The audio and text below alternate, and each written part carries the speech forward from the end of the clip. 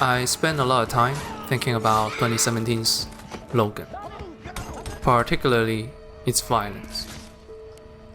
The more I think about it, the more I realize the brutality shown here is like nothing else I've seen in movies.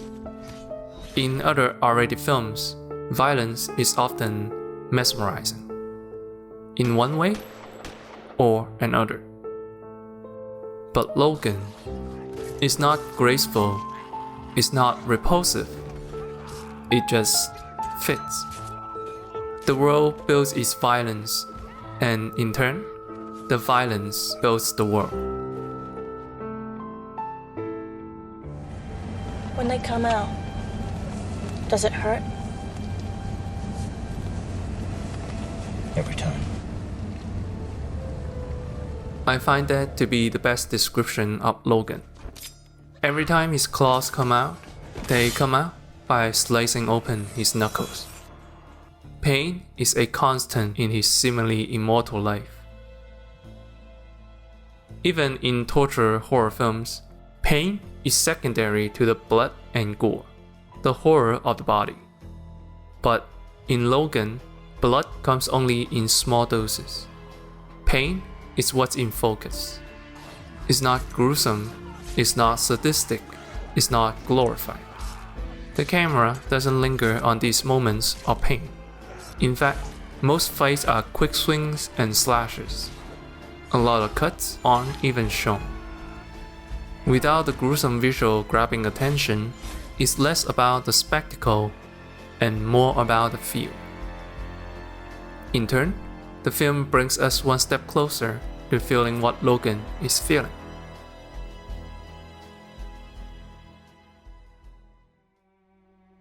Paradoxically, Logan is used to his pain. In the opening scene, Logan would rather take a bullet to his body than let someone ruin his car. It's the reason why the pain in this film feels so detached. No emotion, nothing personal. You don't see Logan out to intentionally inflict pain. He never twists his claws to make people scream. Stabs don't even linger long enough for the audience to feel the satisfaction. To him, pain is the default position. It has no meaning. The only way for Logan to fight is to kill in the most efficient way possible.